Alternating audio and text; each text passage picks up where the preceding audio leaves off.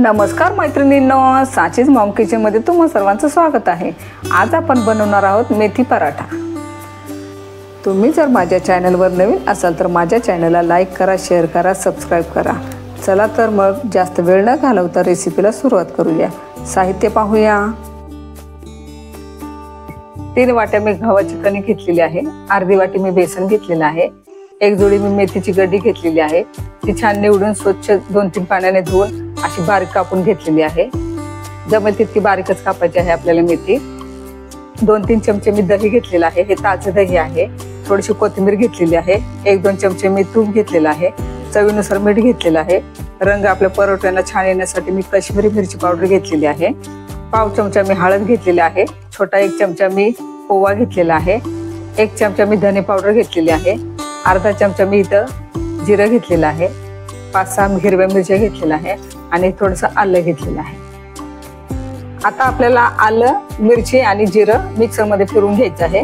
आलं थोडंसं मी किसून घेतलेलं आहे, म्हणजे मिक्सर मध्ये पटकन बारीक व्हावं म्हणून, आणि मिरच्या थोड्याशा तोडून घ्यायच्या आहेत आपल्याला, म्हणजे त्या छान बारीक होते। मिक्सर मध्ये फिरवून झालेलं आहे आपलं वाटण। गॅसवर एक मी कढई ठेवलेली आहे, ती गरम झाल्यानंतर आपल्याला 1 चमचा तूप टाकायचं आहे। तूप गरम झाल्यानंतर आपल्याला बारीक कापून घेतलेली मेथी टाकायची आहे। 2-3 मिनिटांसाठी आपल्याला मेथी छान परतून घ्यायची आहे तुपामध्ये, आणि गॅसची फ्लेम आपल्याला मध्यम ठेवायची आहे। मेथीची भाजी अशी तुपामध्ये थोडीशी परतून घेतल्यामुळे मेथीचा कडूपणाही कमी होतो आणि आपल्या परोठ्याला चवही छान येते। 2-3 मिनिटांसाठी मेथी छान आपण तुपामध्ये परतून घेतलेली आहे। आता आपल्याला गॅस बंद करायचा आहे आणि ही भाजी आपल्याला थंड करायला ठेवायची आहे। 3 वाट्या घेतलेली गव्हाची कणिक घ्यायची आहे आपल्याला। या अर्धी वाटी घेतलेलं बेसन टाकायचं आहे, बेसनामुळे परोठ्यांना चव छान येते। कोथिंबीर टाकायची आहे, धने पावडर टाकायची आहे, हळद टाकायची आहे, ही काश्मीरी मिरची पावडर टाकायची आहे, परोठ्यांना रंग छान येणार आहे त्यामुळे। चवीनुसार मीठ टाकायचं आहे आपल्याला। आपण बेसन पीठ टाकलेलं आहे त्यामुळे थोडंसं ओवा हातावर चोळून घेतलेलं आहे, म्हणजे पचायला छान हलकं होईल। मिक्सर मध्ये तयार केलेलं वाटण टाकायचं आहे आपल्याला। आता हे सुक्यामध्ये छान आपल्याला मिक्स करून घ्यायचं आहे अगोदरच आपल्याला, म्हणजे सर्व मसाले पिठाला एकसारखे लागते। परतून घेतलेली मेथी थंड झालेली आहे, आता तीही टाकायची आहे आपल्याला यामध्येच, आणि हे घेतलेलं दही टाकायचं आहे। हे छान मिक्स करून घ्यायचं आहे आपल्याला। अगोदर यामध्येच आपल्याला पीठ मळून घ्यायचं आहे, छान असं दाबून दाबून आपल्याला हे सगळं एकसारखं मळून घ्यायचं आहे आपल्याला, आणि नंतर मग आपल्याला गरजेनुसार थोडं थोडं पाणी टाकून मळून घ्यायचं आहे। आता थोडं थोडं पाणी घ्यायचं आहे आणि पीठ आपल्याला मळून घ्यायचं आहे।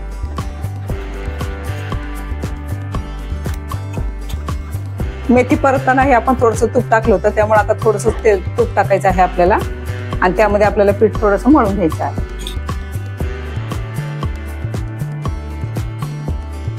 आपलं पीठ मळून झालेलं आहे, असं पीठ मळलेलं आहे मी। 20 मिनिटासाठी नाहीतर अर्ध्या तासासाठी आपल्याला हे पीठ रेस्ट करण्यासाठी ठेवायचं आहे। अर्धा तास झालेला आहे, आता आपण खोलून पाहूया। थोडंसं हलक्या हाताने असं मळून घ्यायचं आहे आपल्याला। आता मळून घेतलेल्या पिठामधला एक गोळा बनवून घ्यायचा आहे आपल्याला।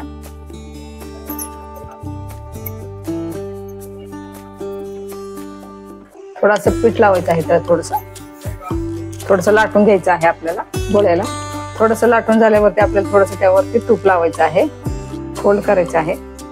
चपाती कशी करतो आपण त्या प्रकारे बनवून घ्यायचं आहे आपल्याला। हे परत फोल्ड करायचं आहे,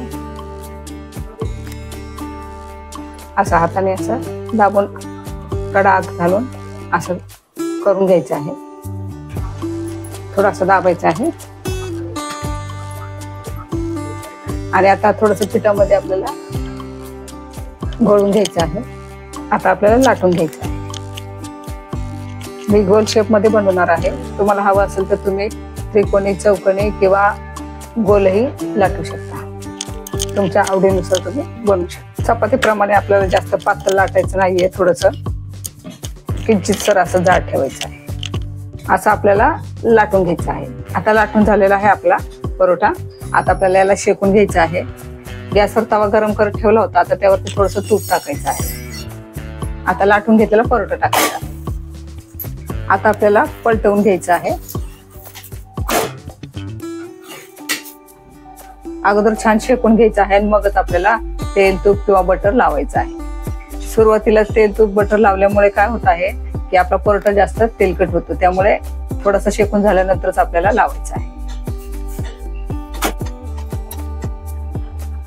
आता तूप लावायचं आहे, पलटवून घ्यायचं आहे आणि छान सोनेरी रंग येईपर्यंत छान आपल्याला भाजून घ्यायचा आहे परोठा।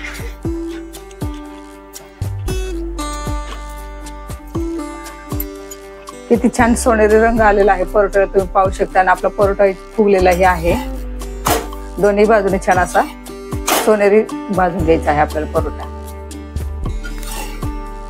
तुम्ही हे परोठे नक्की बनवून पहा, खूप सुंदर लागतात चवीला हे पराठे। परोठा छान दोन्ही बाजूने आपण सोनेरी रंगापर्यंत भाजून घेतलेला आहे, आता आपण काढून घ्यायचा आहे। हा परोठा तुम्ही दह्याबरोबर किंवा सॉस बरोबर किंवा तुम्ही लोणच्या बरोबरही खाऊ शकता, खूप छान लागतो। एकदा तुम्ही नक्की करून पहा आणि मला कमेंट्स करून कळवा। अशाच नवनवीन रेसिपी पाहण्यासाठी माझ्या चॅनलला लाईक करा, शेअर करा, सबस्क्राईब करा। पुन्हा भेटूया एका नवीन रेसिपी सोबत, तोपर्यंत पौष्टिक खा आणि मस्त रहा। धन्यवाद।